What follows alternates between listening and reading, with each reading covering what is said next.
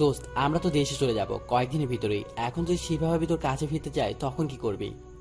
ভাই, তোদের বলছি না, তোরা ওকে ভাবি বলবি না। ওর প্রতি এখন আর আমার ভালোবাসা নেই, আছে শুধু ঘৃণা। এই 4 বছর অনেক ভালো রয়েছে ওকে ছাড়া। তা তো দেখছি, প্রতিদিন রাতে ওর কথা মনে করে কাঁদতি, এখন তাও আর কাঁদিস না। আরে ভাই বাদ দে, আমার লাইফে কোনো মেয়ের জায়গা নেই। বাকিটা জীবন আমি একা কাটাতে চাই। ভাই, আসলে কি বলবো, তোর সাথে যা করেছে শিফা, তার জন্য আমরাও আর কখনো রিলেশন করিনি। আরে ভাই, সিগারেট ধরাতো, সিগারেট খাবো। তারপর সিয়াম সিগারেট ধরিয়ে আমাকে দিল, সিগারেট টানতে থাকলাম, তখনই রুদ্র এলো। দোস্ত, আমি তো তোদের সাথে বাংলাদেশে যাব। আমি তোদের মতো বন্ধু ছাড়া থাকতে পারবো না। আমার বাবা একজন বাংলাদেশি, আমার পরিবারও বাংলাদেশে সেটেল হয়ে যাবে। আমি বাংলা ভাষা বাবার থেকেই শিখেছি। ও, তাহলে তো ভালোই হলো, আমরা বন্ধুরা একসাথে দেশে গিয়েও থাকতে পারবো। নে সিগারেট নে, বলি সিগারেট দিলাম। আচ্ছা লেমন, তোদের এই দেশে আসার কারণটা নাকি অনেক কষ্টের। আজকে আমাকে বল প্লিজ, তোদের এই দেশে আসার কারণটা বল। আমার মন খারাপ হয়ে গেল। সিএম রুদ্রকে ইশারায় থামতে বলল। আচ্ছা রুদ্র, চল আমরা ওইদিকে হেঁটে আসি। থাম ভাই, তোরাকে সবটা বলা উচিত। ও আমাদের বন্ধু, এতদিন লুকিয়েছি, সেটাই অনেক। লিমন, প্লিজ ভাই, মনে করার দরকার নেই, কালো অতীত। ভাই আমি জানি তোরা আমার কষ্ট সহ্য করতে পারস না, তেমনি রুদ্রর জানারও অধিকার আছে, কারণ ও আমাদের বন্ধু। তবুও থাক পারতো, আমি আজকে রুদ্রকে বলি কিসের জন্য নিজের দেশ ছেড়ে আজ আমরা এই দেশে পড়াশোনা করি। থাক, বলতে দে, দেখিও যখন চাইছে। শোন তাহলে, আমার এসএসসি পরীক্ষা শেষ হলো, তাই পরদিন সকালবেলা ঘুমাচ্ছি। ওই ওঠ, তোকে মা ডাকছি, তাড়াতাড়ি ওঠ। আজকে এত তাড়াতাড়ি ঘুম থেকে উঠতে পারবো না, এতদিন পরীক্ষার টেনশনে ঘুমাতে পারিনি। আরে সোনা ভাই, তোর তো আরও ঘুমানোর সময় আছে, আগে মায়ের কথা শুনে আয় কি বলে। জানিস তো মায়ের রাগ করলে কি হবে।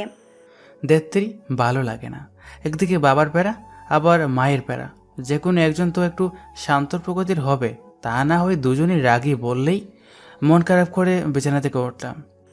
আচ্ছা যা, ফ্রেশ হয়ে আয় মায়ের কাছে, আমি যাচ্ছি। দিয়া একা কান্না করতেছে বলে চলে গেলাম। আমি ফ্রেশ হতে গেলাম। ফ্রেশ হতে হতে পরিচয়টা দিয়ে নিই, আমি আতিক হাসান লিমন, বাবা মায়ের তৃতীয় ছেলে। বড় 2টা ভাই আছে, বাবা বিজনেসম্যান, বড় 2 ভাই বিবাহিত। এই নিয়ে আমাদের পরিবার। যাই হোক, আমি ফ্রেশ হয়ে নিচে গেলাম মায়ের কাছে। আম্মু আমায় ডেকেছ? দেখেছি, তোর মামা যেতে বলেছে, তাদের বাসায় যেতে বলেছে। কেন? আমার ভালো লাগতেছে না, আমি যাব না। আরে তোর পরীক্ষা শেষ, এখন কি সমস্যা? আর তোর মামি কিন্তু রাগ করবে না গেলে, কত দিন ধরে যাস না। তোমাদের এখানে থাকবো না, যাও। আমার মামি ভালো, আমাকে ঘুমাতে দেবে ঠিক মতো। আচ্ছা যা তাহলে। খেতে দাও, কিছু খেয়ে যাব। বাসা তো আর বেশি দূরে নয়, পাশি, হেঁটে যেতে 10 মিনিট লাগবে। খেতে হবে না, তোর মামি তোর জন্য রান্না করে রেখেছে, তাড়াতাড়ি যা। দূর, ভাল লাগে না, আর থাকবো না তোমাদের বাসায়। বলি বের হলাম মামিদের বাসার উদ্দেশ্যে। দোকান থেকে একটা চিপস কিনে খেতে লাগলাম, সাথে একটা কুক নিয়ে হাঁটতে লাগলাম। চিপস খাওয়া শেষে কুক খুললাম, মুখাটা ছড়িয়ে মারলাম পলুকে একজনের নাকে। আমি সেদিকে না তাকিয়ে হাঁটতে লাগলাম। আই সামরা, দাঁড়া তুই, আমার নাকে মুক্কা মেরে আবার হাঁটছিস? আমি মেয়েটার দিকে তাকিয়ে অবাক। হিজাব পরার সাথে নিকাব, টানা টানা চোখ দুটো দেখা যাচ্ছে, চোখে গাঢ় কালো কাজল, যার জন্য চোখ দুটোর মায়ায় পড়ে গেলাম। কোথায়? আমি তো দেখিনি, সরি, হয়তো ভুলে পড়েছে। আমার এই কথা শুনে মেয়েটা ঠান্ডা হয়ে গেল। বালি হয়েছে, আমি এমনিতেই মেয়েদের ভয় পাই। একদিন একটা মেয়ের সাথে ঝগড়া করেছি। মেয়েটা রাস্তায় বসে ঝগড়া করছিল তো করছিল, তার উপর বাসায় এসে ওর নালিশ দিয়েছিল। সেটা শুনে আমার মাদার কি মারটাই না দিয়েছিল, আর বাবার রাগ দেখলেই তো ভয়ে আমার কাজ হয়ে যায়। তখন থেকে মেয়েদের ভয় পাই। যাই হোক, গল্পে আসি। আচ্ছা, তাহলে এরপর থেকে চোখ কান খোলা রেখে কাজ করবেন, না হলে মেয়েরা আপনার নাক ফাটিয়ে দিবে। বলি হাঁটা শুরু করলো। এই যে শুনেন, মেয়েটা দাঁড়িয়ে পিছনে ফিরলো। হ্যাঁ বলুন। আপনার এত রাগ মানায় না, আপনার চোখ দুটো অনেক সুন্দর। কি বললি? দাঁড়া, এমনিতেই একটা বাদর আনতে যাচ্ছি, সামনে আবার আরেকটা পড়েছে। না না, কিছু না বলে দৌড়ে মামার দিকে গেলাম। কোকটা শেষ করে বাসার সামনে দাঁড়িয়ে কলিং বেল বাজালাম। মামা দরজা খুলে দিল। আরে লেমন, এসে পড়েছিস? তোকে আনতে তোদের বাসায় শিফা গেল। কি? শিফা আসলো কবে? আর আমাকে আনতে বা যেতে হবে কেন? আমি তো একাই আসতে পারি। আসলে শিফা ওর দাদা বাড়ি থেকে পড়াশোনা করেছে এতদিন। তা তো দেখতেই পাচ্ছি। এই 1 মাসে একবারও বাসায় আসিনি। ভিতরে গিয়ে দেখ তোর মামি তোর কি অবস্থা করে। আচ্ছা দেখতেছি বলেই ভিতরে ঢুকে মামিকে খুঁজতে লাগলাম। দেখলাম রান্না করে রান্না করতেছে। আমি পিছন দিয়ে হাত দিয়ে চোখে চেপে ধরলাম। লিমন, এসে পড়েছিস? হাসছিস কেন? তোরা কি এই বাসায় কেউ থাকে নাকি? কি বল মামি, এই বাসায় আমার কলেজের টুকরো থাকে, আর তার আদর স্নেহ ছাড়া থাকতে ভালো লাগে না। তাই তো দেখতে পাচ্ছি পুরো 1 মাসও একবারও বাসায় আসেনি। আরে মামি রাগ করে কেন? আমার তো পরীক্ষা ছিল, না হলে তো আমি আসতামই, তুমি তো জানো। তাই বলে একবারও বাসায় আসবে না? মামি আমি কিন্তু সকালবেলা কিছু না খেয়ে চলে এসেছি, তুমি ডেকেছো তাই এই জন্য খুব ক্ষুধা লাগছে। আরে আমার তো সেদিকে খেয়ালই নেই। বাবা আয়, তাড়াতাড়ি খেতে বস। আমি তোকে কতদিন খাইয়ে দিনে, আয় খাইয়ে দিব। মামি তুমি শুধু আমায় ভালোবাসো, বাসায় আমাকে কেউ একটু শান্তিতে ঘুমাতে দেয় না। আচ্ছা বাবা, আয় খেতে বস। এতদিন মনে হয় রান জেগে পড়েছিস, অনেক শুকিয়ে গেছিস। তারপর মামি খাইয়ে দিতে লাগলো, তখনই কলিং বেল বাজলো। মামা গিয়ে দরজা খুলে দিল। আমাকে তো জোর করে আনতে পাঠালে, আর তোমার ভাগ্নে আগে এসে পড়েছে এখানে। মামি কে এসেছে? এভাবে ডাকাডাকি করছো কেন? শিফা এসে গেছে মনে হয়। থাক বাবা, ও যা করার করুক, তুই খাবারটা খেয়ে নে। তখনই মেয়েটা আর মামা খাবার টেবিলে আসলো। এ কি, তুই এখানে? আমি এখানে, কিন্তু আপনি এখানে কেন? আমার বাসায় এসে বলছিস আমি এখানে কেন? কি? আমিও শিফা একসাথে? আর ঝগড়া করিস না। আর তোদের কি আগে দেখা হয়েছে? রাস্তায় আসার সময় দেখা হয়েছিল। নিশ্চয়ই শিফা ঝগড়া করেছে তোর সাথে। শিবার দিকে তাকিয়ে থেকে ভয় পাচ্ছে। না মামা, তেমন কিছু না। তারপর মামা আর শিবাও খেতে বসলো, সবাই একসাথে খাবার খেলাম। আচ্ছা মামি, আমি একটু বাইরে যাই বন্ধুদের কাছে। কেন, এখানে ভালো লাগছে না? যা, শিফাকে নিয়ে একটু ঘুরে আয়। অনেকদিন পর বাসায় এলি। মামি একটু বন্ধুদের কাছে যাই, বিকালে শিবাকে নিয়ে ঘুরতে যাব। না মা, আমি এক্ষুনি ঘুরতে যাব। শিবা একেবারে রেডি হয়ে আসে। লিমন যা না বাবা একটু। আরে মামা, তুমি তো জানো আমার মেয়েদের সাথে ঘুরতে ভালো লাগে না, আমি ওদের ভয় পাই। এই, আমি আর সব মেয়েরা কি এক? আমি এক্ষুনি ঘুরতে যাব। তারপর শিফা জোর করে নিয়ে ঘুরতে বের হলো বাসা থেকে। বের হওয়ার পরই সিয়াম কল দিল। লিমন, কোথায় তুই? বের হ, অনেকদিন পর ফিরি হলাম, আজকে আড্ডা দিব। আরে ভাই, আমার এখন একটু কাজ আছে, বিকালে আসবো। কি কাজ রে তোর? পরে এসে বলবো। তারপর ফোন কাটলাম। এই, রিক্সা ডাক, আর রিক্সায় ঘুরবো। রিক্সা ডাকবো তো, এভাবে কথা বলছিস কেন? আমি তোর বড় ভাই, কিছু বলছে এবার? আমি 9-এ পড়ি, তাতে তোর কি? আমি তোকে বড় ভাই হিসেবে মানি না। তাহলে কি হিসেবে মানিস? তারপরে বলবো, এখন ঘুরতে যাব, রিক্সা ডাক। ওকে, ডাকতেছি, তবে আমাকে সম্মান করে কথা বলবি। শিবা কিছু বললো না। আমি রিক্সা ডাক দিলাম, ও রিক্সায় উঠে গেল। আই, উঠছিস না কেন? তুই এরা যা, আমি অন্য একটা রিক্সা নিতেছি। কেন অন্য রিক্সা কেন? আমরা একসাথে যাব। না, আমি মেয়েদের সাথে রিক্সায় উঠি না, তুই যা, আমি পিছনে পিছনে আসছি। আই, একদম মেজাজ খারাপ করবি না, তাহলে কিন্তু আজকে তোর খবর আছে। ওর চোখের দিকে তাকিয়ে চোখ বড় বড় করে রেখেছে, রাগে নাক লাল হয়ে গিয়েছে। কি হলো? এভাবে তাকিয়ে না থেকে তাড়াতাড়ি রিক্সায় ওঠ বলে হাত ধরে রিক্সায় ওঠালো। শিফাও এই প্রথম কোনো মেয়ে আমার হাত ধরলো। খুব আনইজি লাগছিল, তবুও রিক্সায় উঠতে হলো ওর জোরাজোরির জন্য। যাই হোক, রিক্সা নিয়ে ঘুরতে লাগলাম। হঠাৎ শিফা রিক্সা থামাতে বলল। তাকে দেখি পার্কের সামনে থামালো। এখানে থামালি কেন? আর একটু ঘুরে বাসায় যাব, আমার সময় নেই। তোর সময় আমি পরে দেখব, আগে রিক্সা থেকে নেমে রিক্সা ভাড়া দে। তুই ঘুরতে এসেছিস, ভাড়া তুই দিবি, আমাকে কেন দিতে বলছিস? তাড়াতাড়ি ভাড়া দে, না হলে তোকে আমি কিস করবো এখন। কি? তুই কি আমায় একটু শান্তিতে থাকতে দিবি না? এত বেড়া দিস কেন? এখন আবার টাকাও খরচ করাইতেছিস? তোর জন্য এতটা দিন অপেক্ষা করেছি তোর ভালোবাসা পেতে, এর জন্য কত কষ্ট করে বুঝিয়ে দাদু বাড়ি থেকে এসেছি। তোর ছোটবেলার পাগলামিগুলোর জন্য তোকে কতটা ভালোবেসে ফেলেছি তা তুই কল্পনা করতে পারবি। এখন একটু প্যারা দিই, তারপর আস্তে আস্তে ভালোবাসা আদায় করে নেব। কিছু বললি? না, ভাড়াটা দে তাড়াতাড়ি, ভিতরে গিয়ে একটু বসবো। তারপর ভাড়াটা দিলাম, দিয়ে পার্কের ভিতরে ঢুকলাম। তারপর শিফা একটা গাছের নিচে গিয়ে দাঁড়ালো, আমিও গেলাম পিছনে পিছনে। কতক্ষণ থাকবো এখানে? দেখছিস না এখানে কাপড় আছে, এখানে থাকতে অস্বস্তি লাগছে। চুপ, বেশি কথা বলিস কেন? এখানে কি সব কাপড়রাই আছে? দেখিস না কত সিঙ্গেলরাও তো আড্ডা দিচ্ছে। তবে আমার ভালো লাগছে না। আবার ওই কথা, যা তো আইসক্রিম নিয়ে আয়, আইসক্রিম খাবো। কি, আবার আইসক্রিম এনে খাওয়াতে হবে? যা তাড়াতাড়ি। আচ্ছা যাচ্ছি। তারপর একটি দোকানে গেলাম, সেখানে গিয়ে একটা সিগারেট ধরিয়ে খেতে লাগলাম। খাওয়ার শেষে শিফার জন্য আইসক্রিম আর আমি একটা কোক নিয়ে শিফার কাছে গেলাম। কোক খেতে খেতে ওর হাতে আইসক্রিমটা দিলাম। তোর মনে হয় কোকটা খুব পছন্দ, তাই না? তাড়াতাড়ি খা, যাবো। এত তাড়া কিসের? তোর গার্লফ্রেন্ড আছে যে আমার সাথে পার্কে দেখলে সমস্যা আছে? গুড আইডিয়া, পেয়ে গেছি। দেখি ওর থেকে মুক্তি পাই কিনা। রে, গার্লফ্রেন্ড দেখলে প্রচুর সমস্যা হবে আমার। সেবার হাত থেকে আইসক্রিম পড়ে গেল। কি বললি? তোর গার্লফ্রেন্ডও আছে? রে, তুই যে পরিমাণ মেয়েদের ভয় পাস, তোর আবার গার্লফ্রেন্ড থাকবে? আর থাকলো ব্রেকআপ করাবো, তবু আগে ভালোভাবে শিওর হয়ে নে। আচ্ছা, তোর কয়টা গার্লফ্রেন্ড আছে? গার্লফ্রেন্ড আমার কয়টা থাকে? একটু ভাব নিয়ে। আচ্ছা আচ্ছা, তোর আর গার্লফ্রেন্ডের দরকার নেই, আজকে ব্রেকআপ করে নে। বলি হলো, আমি ওকে কত ভালোবাসি। আচ্ছা, তাহলে আমি এই পিকটা ফুফি ফুপাকে দেখাই। ওর ফোনের পিক দেখে আমার চোখ বড় বড় হয়ে গেল, কারণ আমার এইমাত্র সিগারেট খাওয়া পিক ওর ফোনে এমনিতেই আব্বু আম্মু দুজনে রাখি। এটা দেখলে আমি শেষ। ওই, তুই পিক পেলি কোথায়? বোন আমার ডিলিট করে দে। এই চুপ, একদম আমায় বোন বলবি না। তুই আসতে দেরি করেছিলি কেন? তুই আসতে দেরি করেছিলি দেখে তোকে খুঁজতে গিয়েছিলাম, সেখানে গিয়ে দেখি তুই সিগারেট খাচ্ছিস।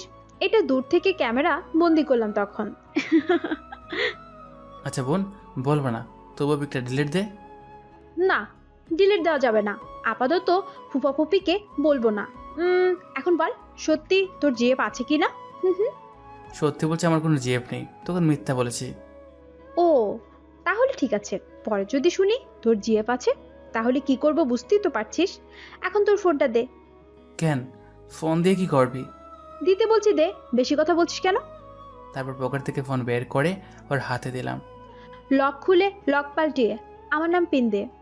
অসহায় হয়ে সেটাও করলাম। তারপর ফোন নিল, কিছুক্ষণ টিপে ফোন দিলাম। শোন, তোর ফেসবুকে সব মেয়েদের আনফ্রেন্ড করে দিছি।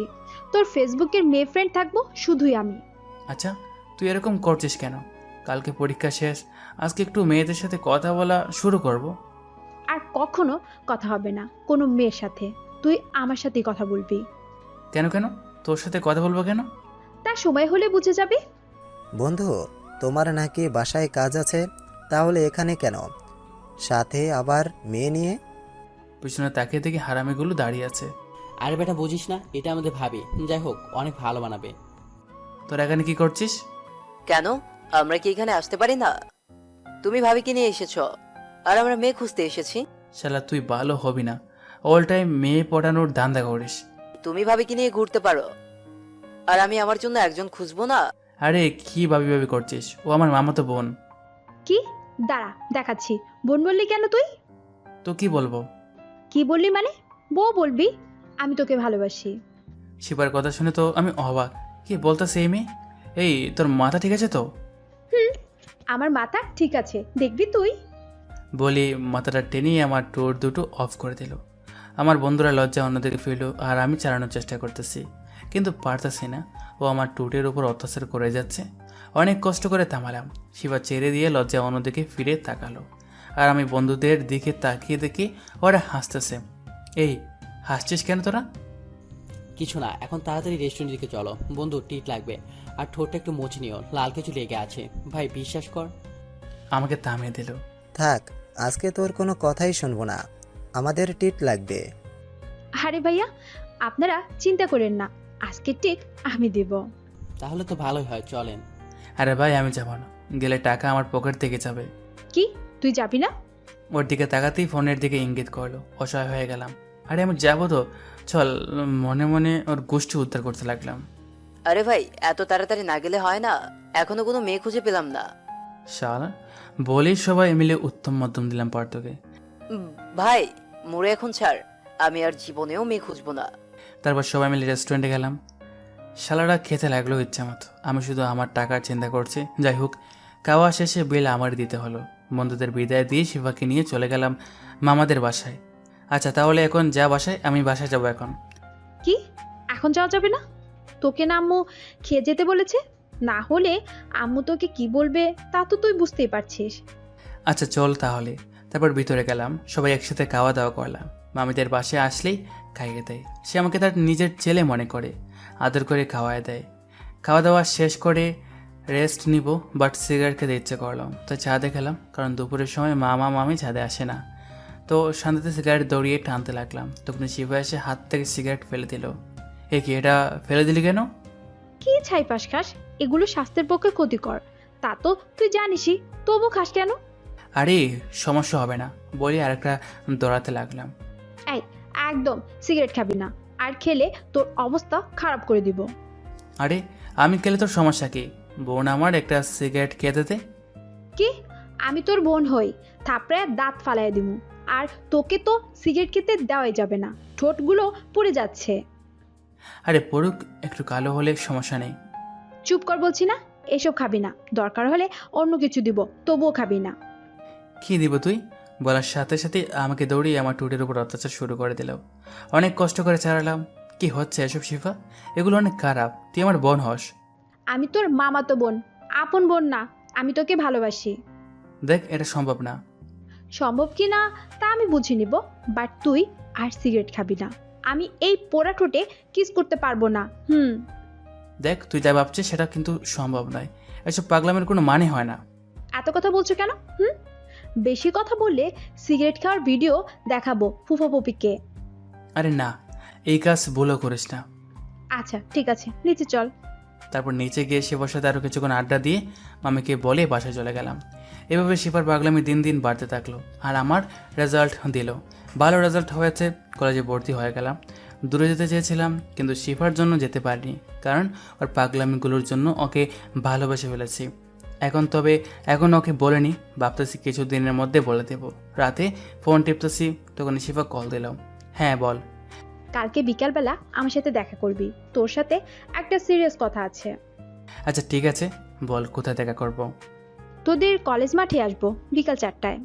তারপর শিফা কালকে কি বলবে তা ভাবতে ভাবতে ঘুমিয়ে গেলাম।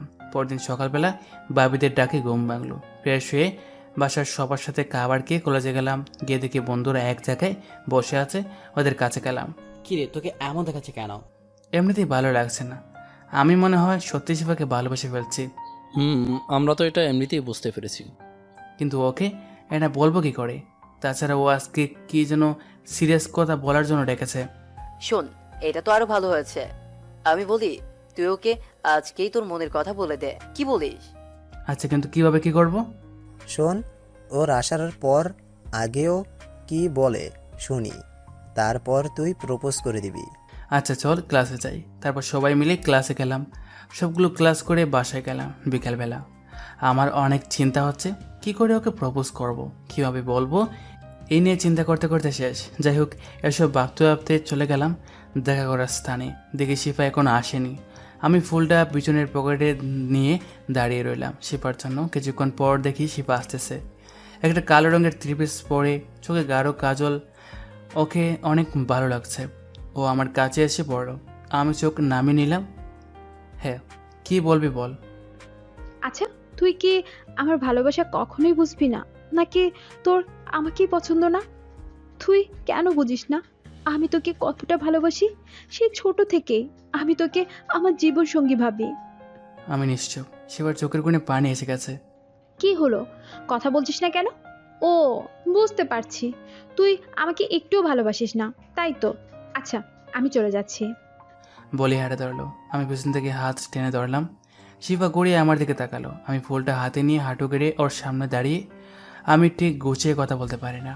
তুমি আমাকে অগোছালো করে দিয়েছ, মন যেন এখন আর আমার কাছে থাকে না। তুমি আমার মনটাকে চুরি করে নিয়েছো। তোমাকে দেখলেই হৃদযন্ত্রটি অস্থির হয়ে ওঠে। কি করে বলি, তোমায় অনেক অনেক ভালোবাসি। এটা শুনে শিফা আমার হাত থেকে ফুলটা নিয়ে আমাকে জড়িয়ে ধরে কেঁদে দিল। এই বোকা, কাঁদছিস কেন? আই, একদম আমার সাথে তুই করে কথা বলবি না, এখন থেকে তুমি করে কথা বলবা। আচ্ছা ঠিক আছে, কান্না করতেছো কেন? কেন কাঁদতেছো তুমি? জানো না আজকে সত্যি আমি খুব ভয় পেয়ে গিয়েছিলাম। আমি ভেবেছিলাম তুমি আমাকে একটুও ভালোবাসো না। এখন আর কেঁদো না, কাজল নষ্ট হয়ে যাবে, তাহলে খারাপ লাগবে। লাগলে লাগুক, তাতে আমার কি? যাকে চাওয়া তার ভালোবাসা পেয়ে গেছি, আর কারো কাছে আমি আমাকে ভালো লাগাতে চাই না। আচ্ছা আচ্ছা চলো, এখন তুমি আর আমি ঘুরতে চাই। আচ্ছা। তারপর দুজন মিলে অনেকক্ষণ ঘুরলাম এবং শিবাকে বাসায় দিয়ে এসে আমি বাসায় গেলাম। তারপর পড়তে বসলাম। রাতে শিবা ফোন দিল, অনেকক্ষণ কথা বললাম। দুজনে এভাবে ওর পাগলামির ভালোবাসায় কেটে গেল আরও 3টি বছর। এখন আর সিগারেট খাই না, কারণ পাগলিটা খুব রাগ করে, তাহলে এই জন্য আর খাওয়া হয় না।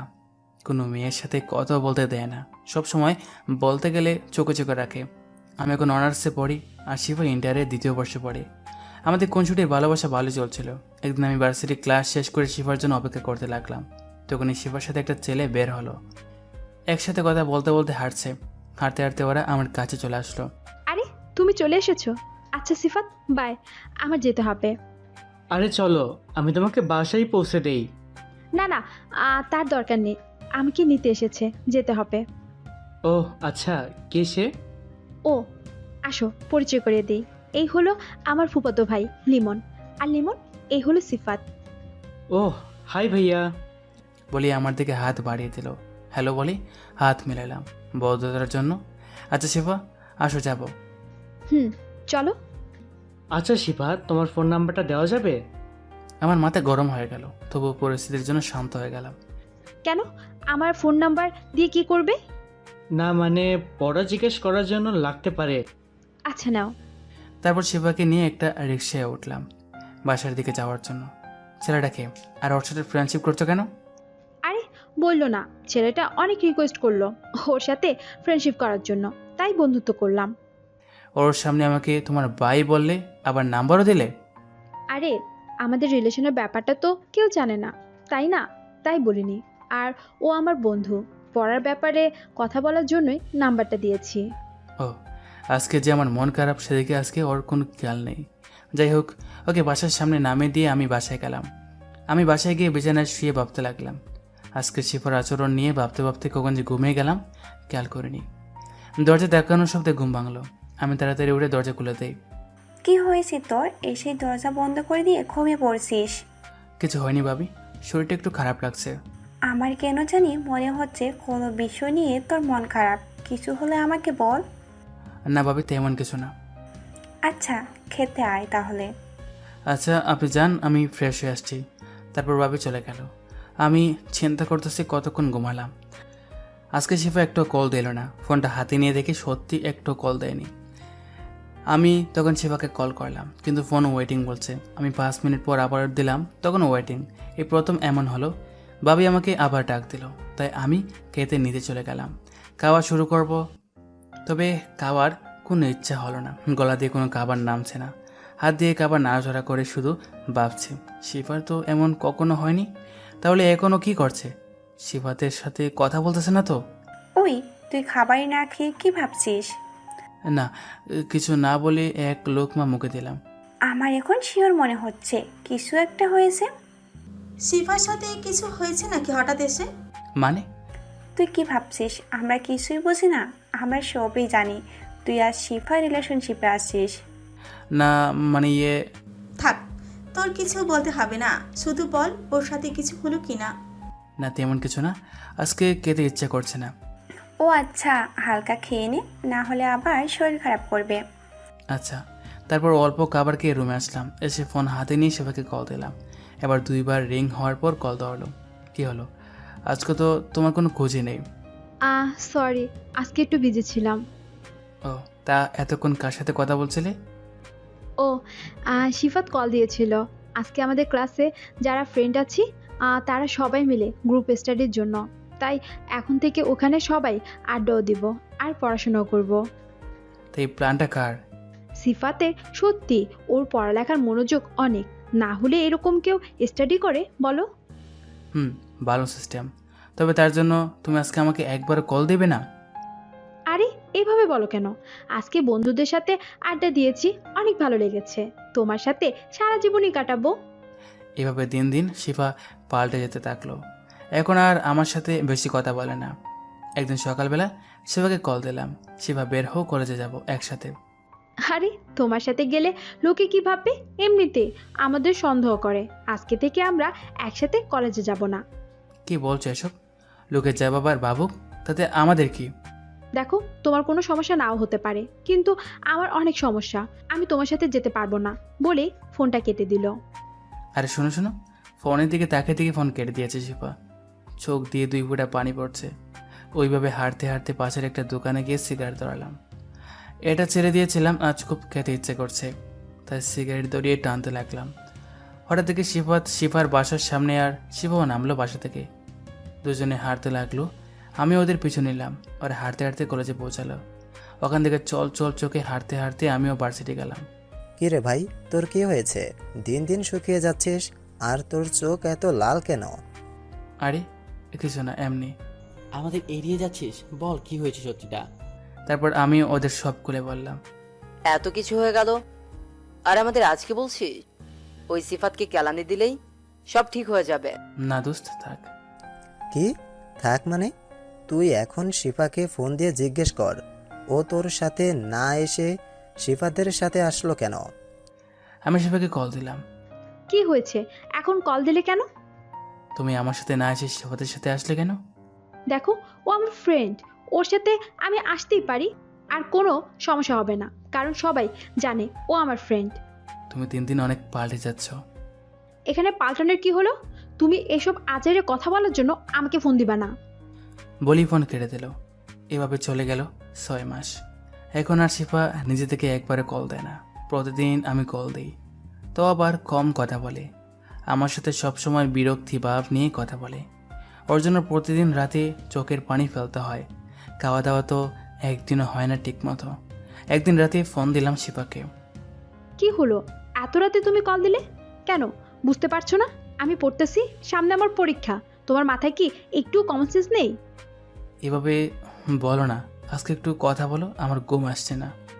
তোমার ঘুম না আসলে আমি কি করব? ঘুমের ওষুধ খেয়ে তারপর ঘুমাও, আমাকে জ্বালিও না, একটু শান্তিতে পড়তে দাও। বলি ফোন কেটে দিল। কষ্টে বুক ফেটে যাচ্ছে। যে শিফা আমার সবসময় খেয়াল রাখতো, সেই শিফা এখন আমার নিজ থেকে কল দেয় না। আমার একটু কষ্ট হলেও সবসময় আমার খুশি রাখতো, চেষ্টা করতো। আজ আমার শরীরে কী অবস্থা সেদিকে ওর কোনো খেয়াল নেই। যে শিফা আমার চোখের পানি একটু পড়তে দিত না, আজ ও নিচেই কাঁদাচ্ছে। আমাকে না দেখে একদিনও থাকতে পারতো না। আজ নিজের ইচ্ছেতে আমার সাথে দেখা করে না। এসব ভাবতে ভাবতে ঘুমিয়ে গেলাম। পরদিন সকালবেলা বাবির ডাকে ঘুম ভাঙলো।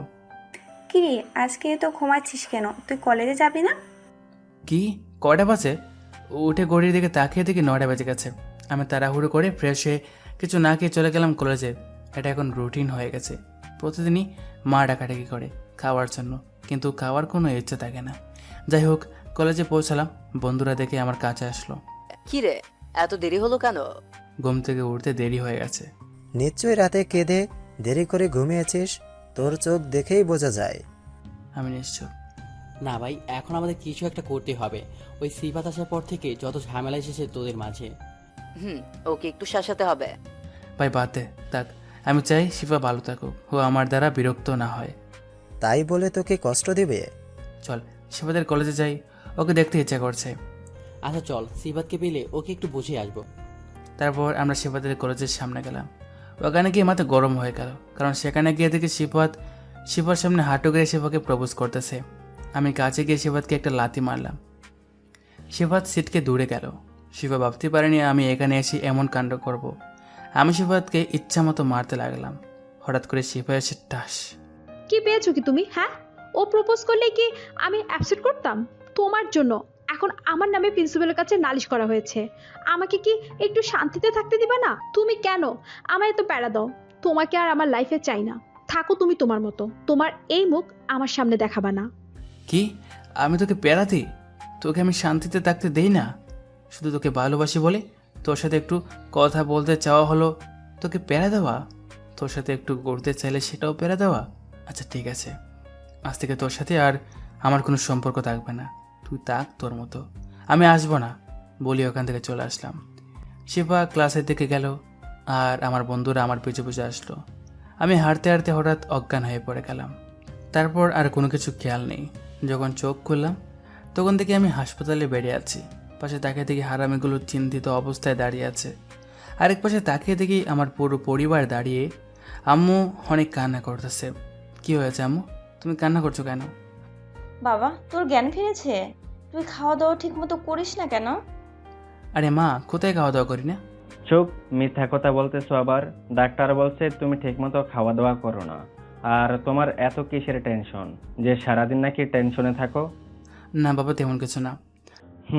এখন থেকে কোনো টেনশন করবে না, আর খাওয়া দাওয়া ঠিকমতো করবে। আমাদের বুড়ো বয়সে আর চিন্তিত রাখো না তুমি। আর এমন হবে না বাবা। আচ্ছা আচ্ছা মা, মামি আসে নাই? না, ওদের জানানো হয়নি, তোর মামি অনেক টেনশন করবে তাই। ও, তখনই ডাক্তার রুমে প্রবেশ করলো। আপনারা চাইলে রোগীকে বাসায় নিয়ে যেতে পারেন, তবে ওর খেয়াল রাখতে হবে ঠিক মতো। আচ্ছা ডাক্তার, ওর সব সময় খেয়াল রাখা হবে। আমি বিল পে করে এসেছি। ওকে। তারপর আমাকে বাসায় নিয়ে আসা হলো।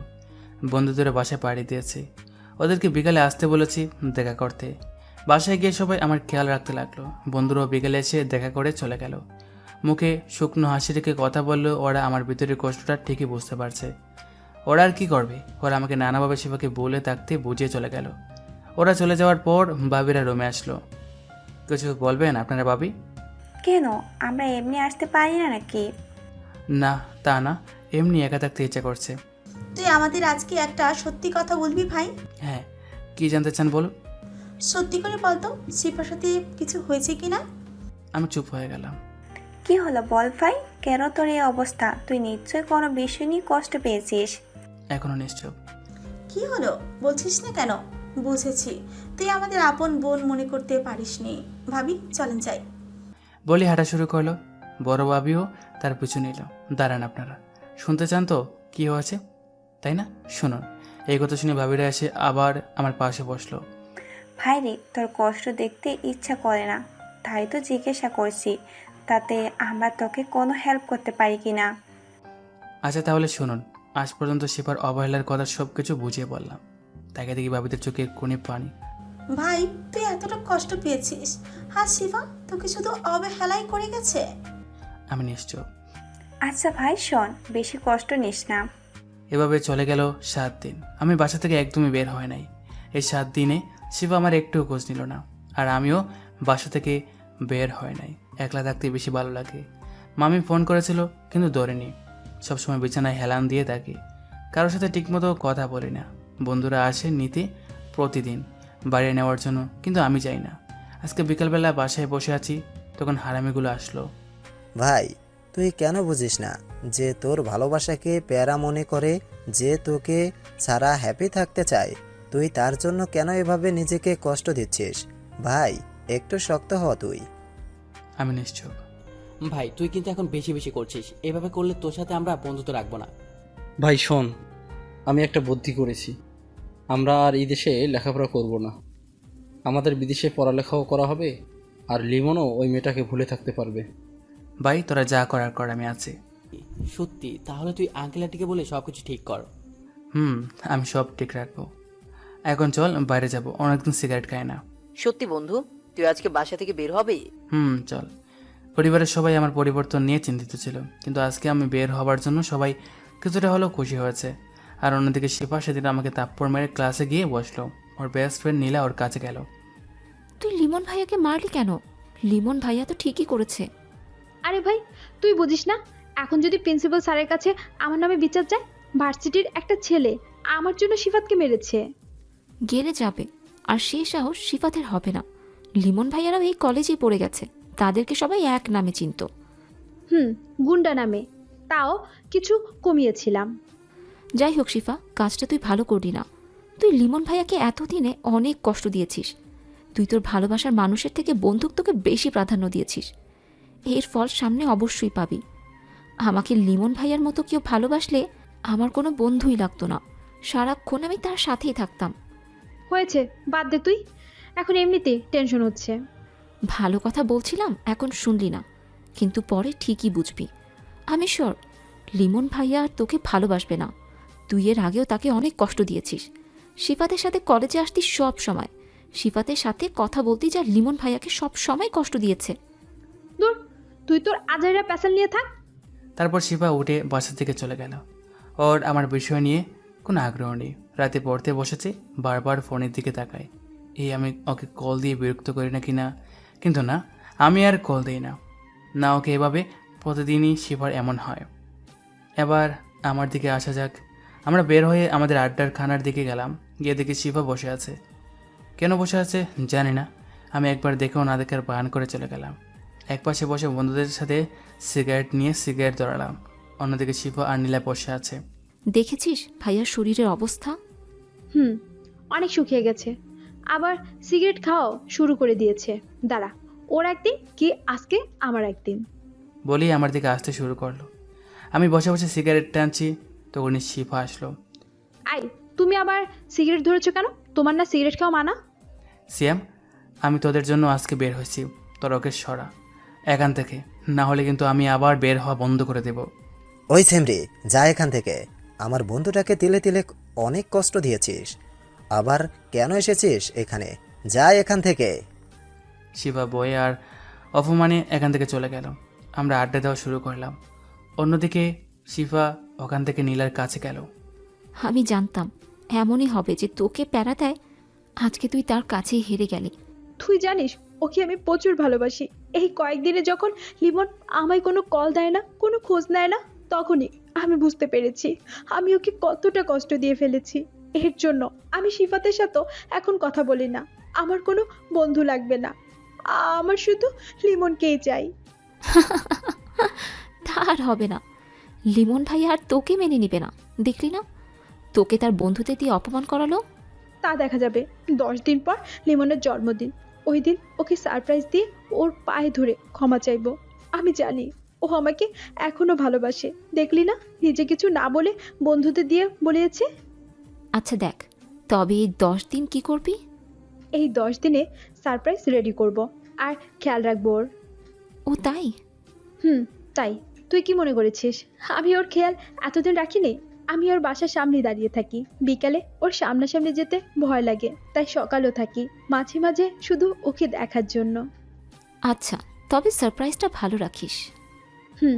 এখন বাসায় চল। আচ্ছা চল, বলি। ওরা দুজনে বাসায় চলে গেল। এদিকে আমরা আড্ডা দিচ্ছি। আজকে সিগারেটটাকে একটু বেশি আপন মনে হচ্ছে। সিগারেট টানতেছি আর ভাবতেছি, ওকে তো আমি ভুলে যেতে চাই এখন। আর ওর নিজেও তো মুক্ত হতে চেয়েছে, আবার কেন আমার ওপর অধিকার দেখাতে আসছে? হয়েছে ভাই, এখন বাদ দে। আমরা বিদেশের যে ভার্সিটিতে মজা করে অ্যাপ্লাই করেছিলাম, সেটার রেজাল্ট দিবে একটু পর। দোয়া কর যেন সবাই চান্স পায়।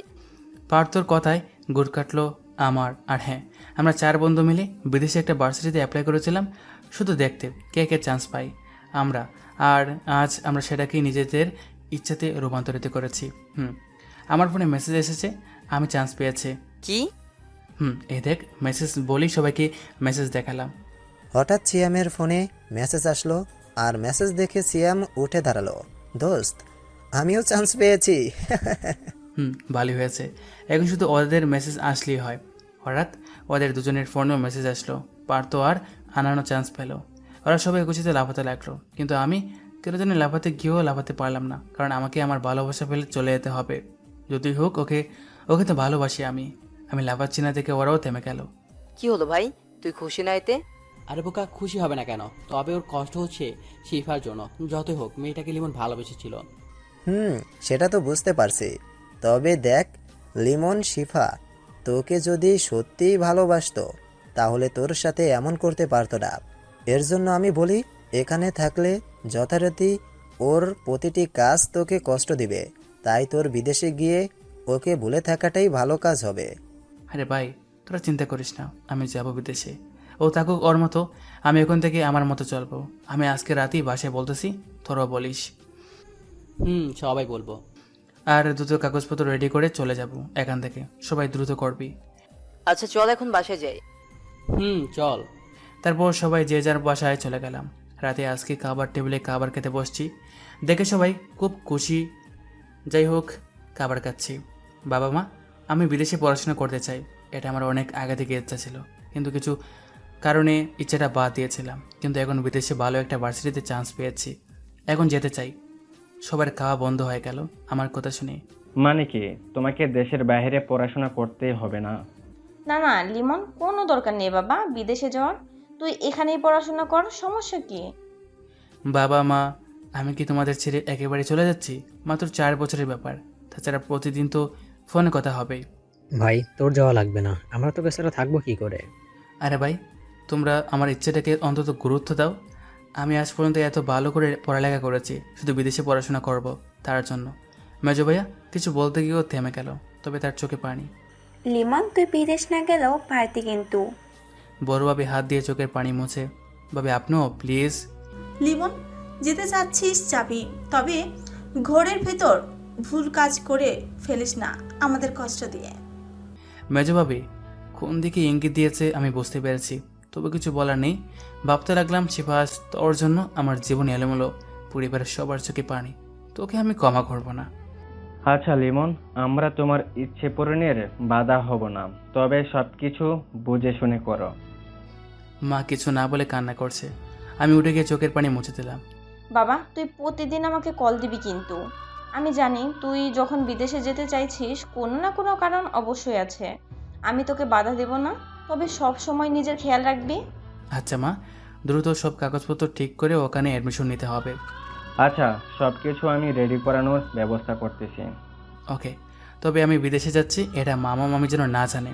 কেন? তাহলে তো ওরা তোর উপর রাগ করবে। সমস্যা নেই, আমি এসে তাদের রাগ ভাঙিয়ে নেব। আচ্ছা, তুই যা ভালো মনে করিস। তারপর সব বন্ধুর কাগজপত্র 8 দিনে ঠিক করা হলো। 9ম দিন রাতে আমাদের ফ্লাইটের সময় দেওয়া হলো। এখন সবাই এয়ারপোর্টের সামনে। বাবা সাবধানে থাকিস, কখনো কোথাও আমাকে ছাড়া যাসনি তো, নিজের যত্ন নিস। আচ্ছা মা, তুমি টেনশন করো না। অনেক কষ্টে কান্না আটকে বললাম, পরিবারের সবার চোখে পানি। এটা দেখে কেউ কি শান্তি পায় বলুন? মনের ভিতর জ্বর চললেও বাইরে প্রকাশ করতে পারেনি, নিজেকে শক্ত করে রেখেছি। আজ একটা মেয়ের জন্য আমার পরিবারের সবার চোখের পানি দেখতে হচ্ছে, ওকে আমি ক্ষমা করব না। তুমি তো এখন বড় হয়ে গেছো, তোমাকে নিয়ে টেনশন করব না কেন? আচ্ছা বাবা, আপনারা যদি এভাবে কান্না করেন তাহলে আমি কি ভালো থাকতে পারবো? আমার কথা শুনে সবাই চোখের পানি মুছল, কিন্তু মা মুছল তার চোখের পানি পানিতে ভরে যাচ্ছে। শোন ভাই, তোর ইচ্ছা পূরণ হোক এটা আমরা চাই, কিন্তু তোর যেন কোনো সমস্যা না হয়। খাওয়া দাওয়া ঠিক মতো করবি, যখন যা লাগে তা বলবি, তোর জীবনটা নষ্ট করবি না, সুন্দরভাবে গুছিয়ে নিবি। আচ্ছা ভাইয়া, বলে জড়িয়ে ধরলাম একে একে দুজনকে। এরপর বাবিদের কাছে গেলাম, তারা এখনও কান্না করতেছে। এরা দুজন আমার বোনের অভাব পূরণ করেছে, আমিও তাদের প্রিয় ছোট ভাই হতে পেরেছি। শোন লিমন, যার জন্য যাচ্ছিস সেটা বুঝতে পেরেছি, কিন্তু ওইখানে গিয়ে কোনো প্রকার অতীত নিয়ে চিন্তা করবি না, নিজেকে শক্ত করে সামনের দিকে এগিয়ে যাবি। বলেই কাঁদতে কাঁদতে মাথায় হাত বুলিয়ে দিল মেজো ভাবি। আমি আর কি বলবো, যা বলার সবাই বলে দিয়েছে, শুধু এইটুকু বলবো সবার চোখের পানির মূল্য রাখিস। এরই মধ্যে বন্ধুরা ওদের পরিবারকে বলে চলে আসলো। লিমন চল, এখন আমাদের যেতে হবে, না হলে ফ্লাইট মিস হয়ে যাবে। আচ্ছা আমি আসি তাহলে, ফ্লাইট ছাড়ার সময় হয়ে গিয়েছে। আচ্ছা বাবা, যা যা বলেছি মনে রাখিস। তারপর সবাইকে বিদায় দিয়ে চলে আসলাম। তারপর উড়াল দিলাম অন্য দেশে পৌঁছে গেলাম। সেখানে কি আনানের আত্মীয়ের সাথে কথা বলে আমরা বাসার ব্যবস্থা করে নিলাম এবং পরদিন ভার্সিটিতে ভর্তি হওয়ার সব কাজ শেষ করলাম। এদিকে আমি যেদিন চলে এসেছি সেদিন রাত 11:30টার দিকে শিফা বাসায় গেল। কিরে শিভা, তুই এত রাতে বাসায় আসলি কেন? কিছু হয়েছে নাকি? আর তোর হাতে ব্যাগ কেন? ব্যাগে কি আছে? আরে না ফুপি, কি হবে, চুপ। আমি এসেছি, এটা নিয়ে এত ডাকাডাকি করো না। কেন? সেটা এসে বলছি, আগে তুমি ভাবিদের চুপি চুপি এখানে ডাকো।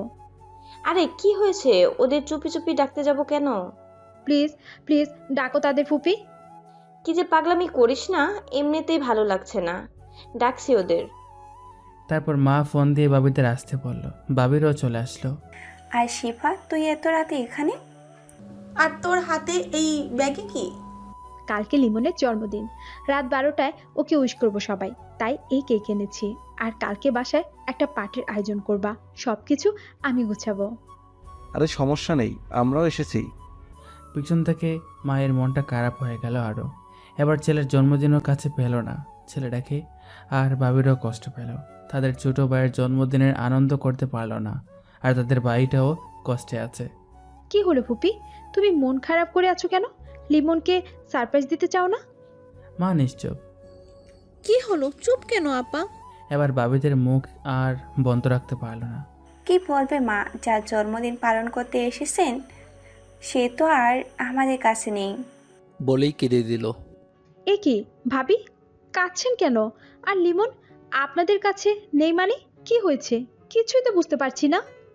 লিমন এখন আর বাংলাদেশে নেই, ও আজকে বিদেশে গেছে লেখাপড়া করার জন্য। না, এটা হতে পারে না। ও নিশ্চয়ই আমার জন্য এই দেশ ছেড়ে চলে গেছে। বলি অজ্ঞান হয়ে গেল। সবাই শিবাকে ধরলো, ওকে বিছানায় শুয়ে দিল। শিবার চিৎকার শুনে বাবা ভাইয়েরাও ওখানে চলে আসলো। আপা, লিমন বিদেশে গেল আর এটা আমাদেরকে জানালেন না আপনারা? বলেই গেঁদে দিল। কি করব বল, লিমন তোদের মানা করেছে তোদের বলতে। তুই তো ওকে যেতে দিতি না, ওর অনেক ইচ্ছে বিদেশে পড়াশোনা করার। না মা, সব আমার জন্য হয়েছে। আমি ওকে কষ্ট দিয়ে ফেলেছি, তাই ও কষ্ট সহ্য করতে না পেরে চলে গেছে।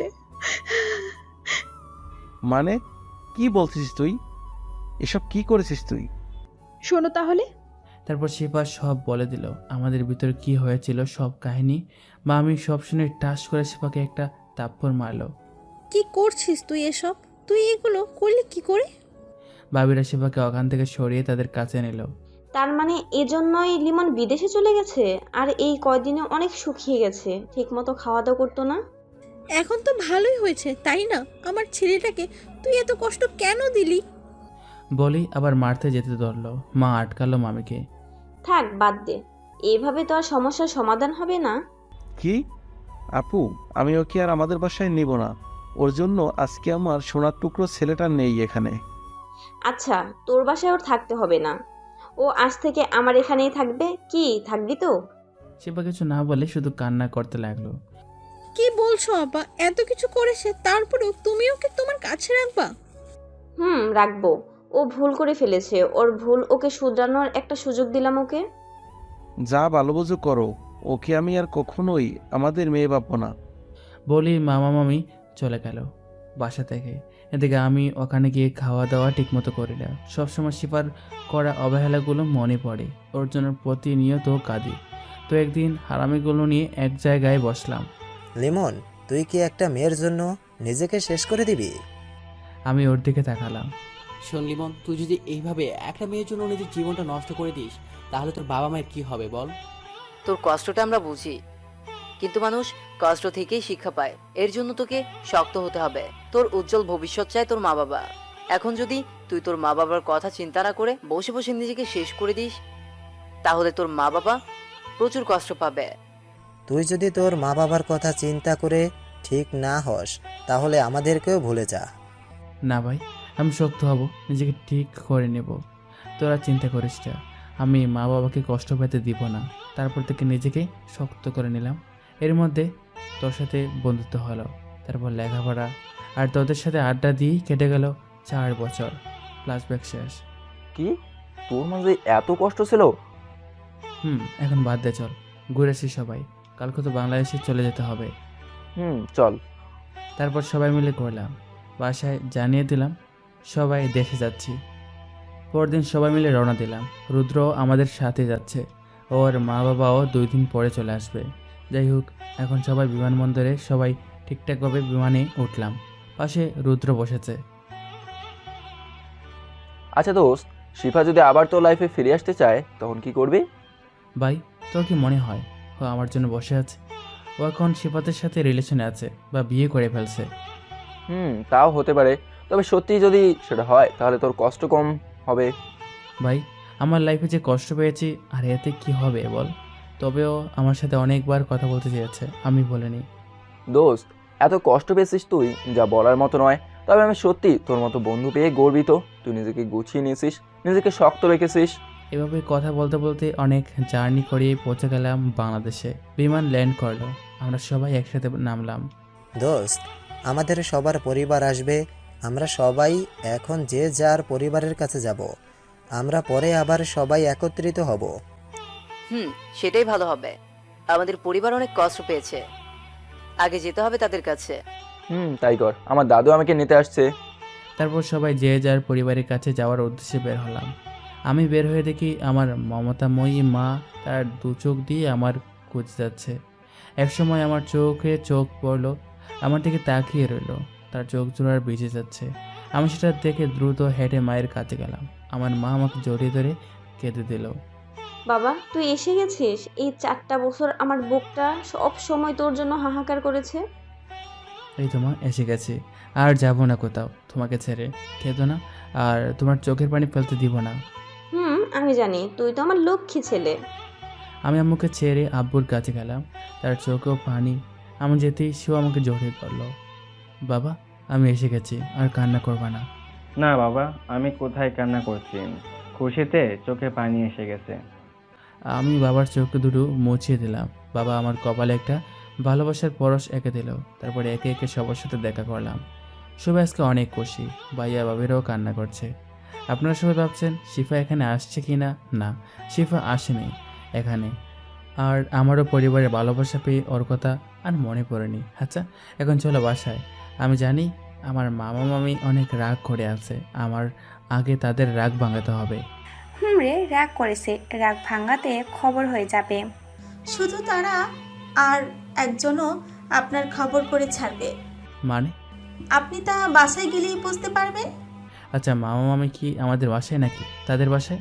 তোদের বাসায় অনেক রাগ আছে, তাই আসেনি। ওকে, আমি দেখব নি। তারপর সবাই মিলে রওনা দিলাম বাসার দিকে। পৌঁছে গেলাম বাসার সামনে, সবাই গাড়ি থেকে নামলাম। আরে লিমন, তুই আবার এখন ড্রাইভিং সিটে কি করতে বসেছিস? তোমরা বাসায় যাও, আমি আসতেছি মামা মামিকে নিয়ে।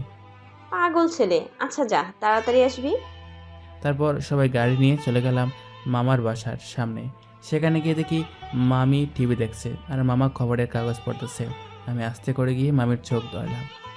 এই, একদম আমার চোখ ধরবি না, ছাড়। তুই আমাকে তো আর আপন মনে করিস না। এ কি মামি, তুমি বুঝলে কি করে আমি চোখ ধরেছি? কারণ আমার সাথে এরকম পাগলামি একটা বাদর ছেলে ছাড়া আর কেউ করতো না। আর এখন সে তো আর নেই, আমাকেই ভুলে গেছে।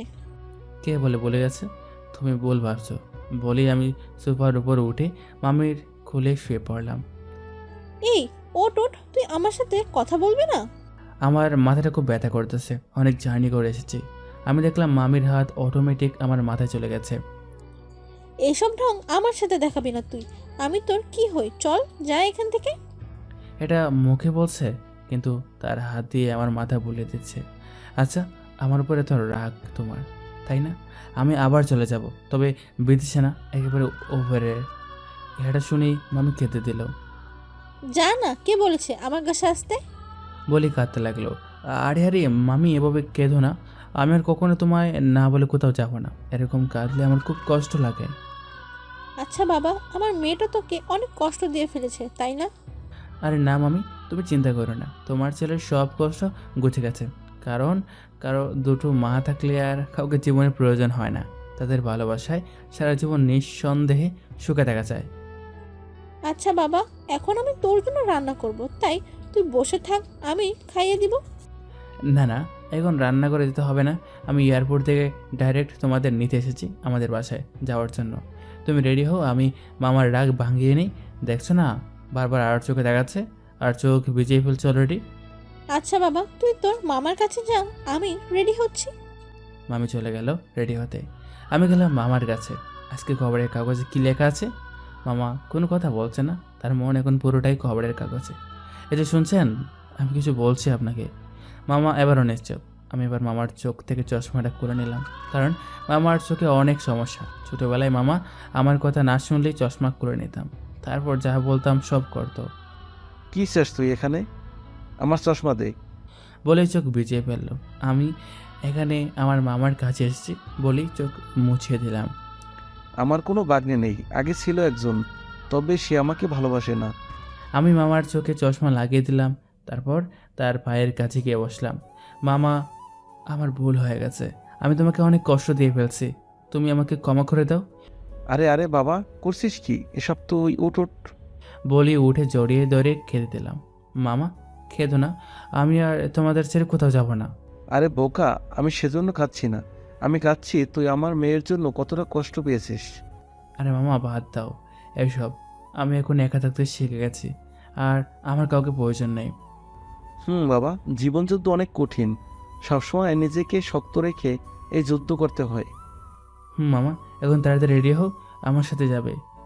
আমি জানি তুই আমাদের নিতে আসবি, এটা বিশ্বাস ছিল, তাই আগে থেকেই রেডি হয়ে আছি।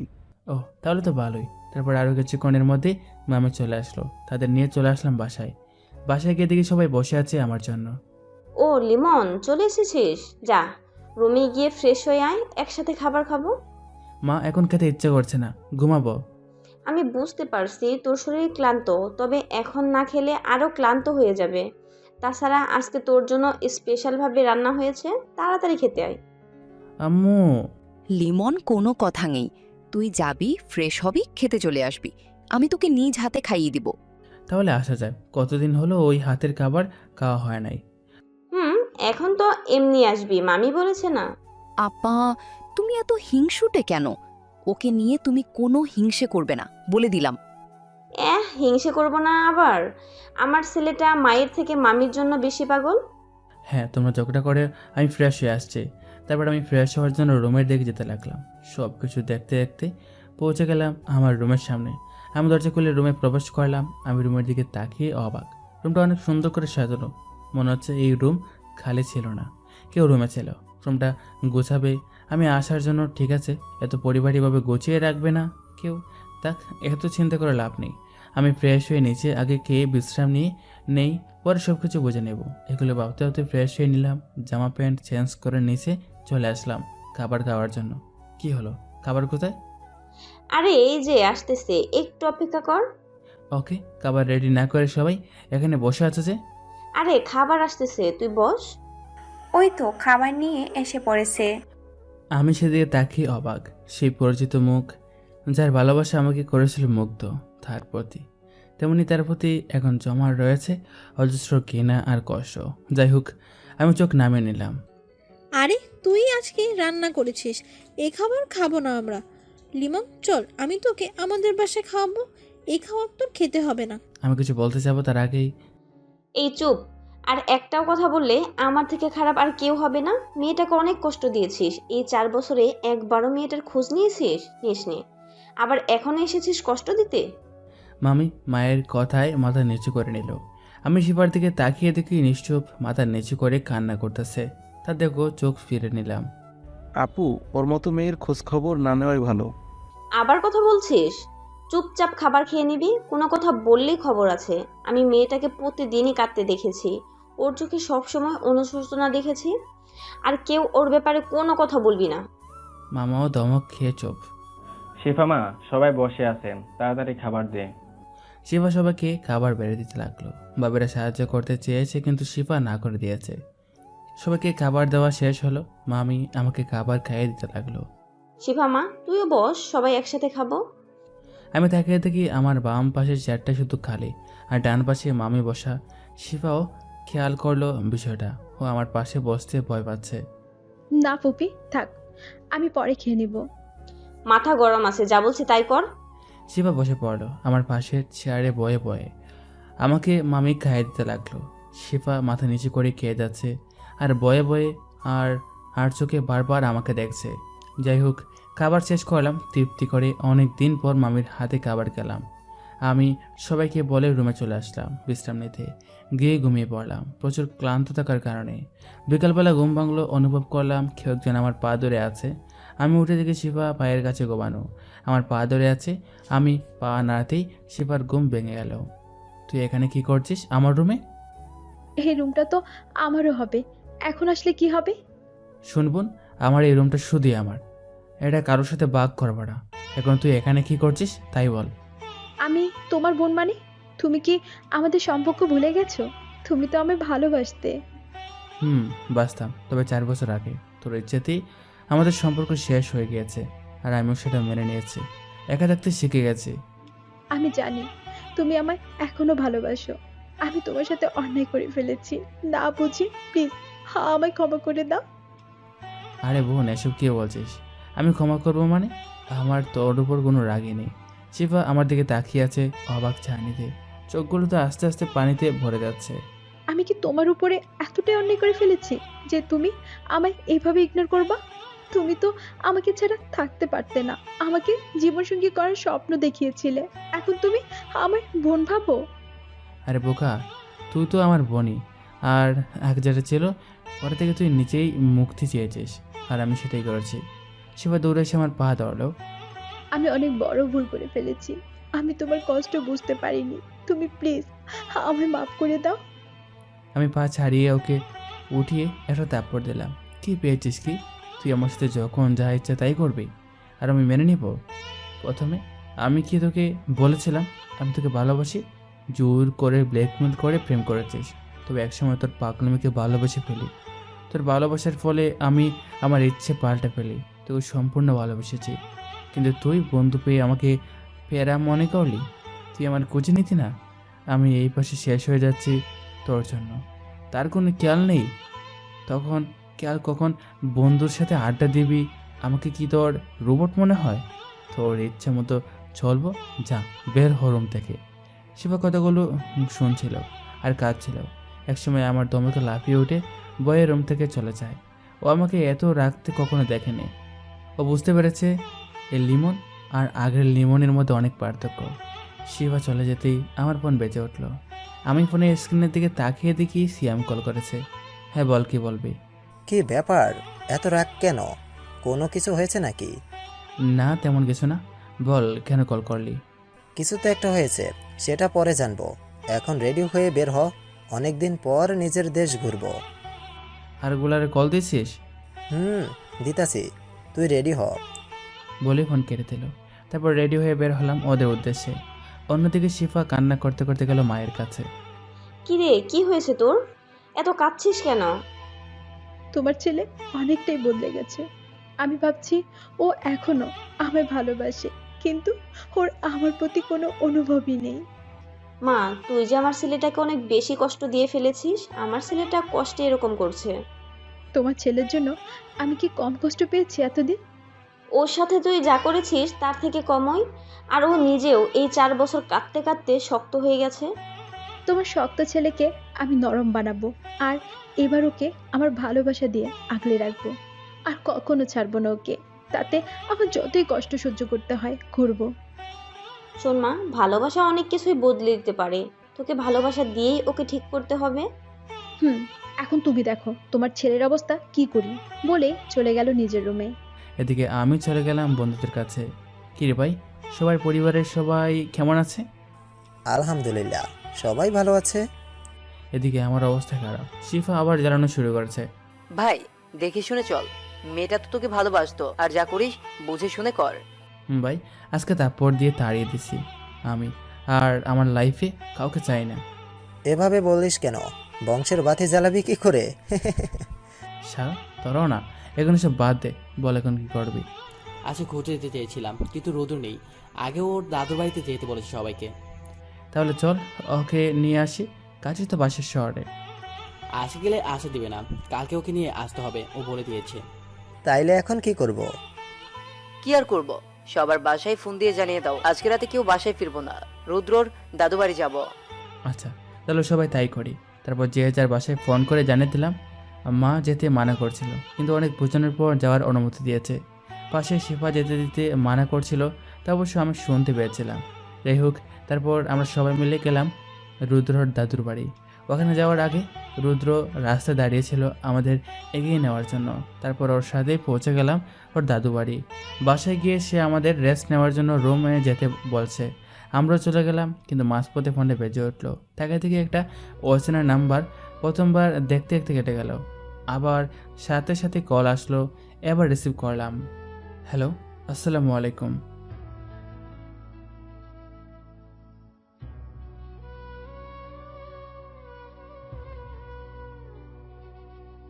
ও তুই তুই কেন আমায় ফোন দিয়েছিস?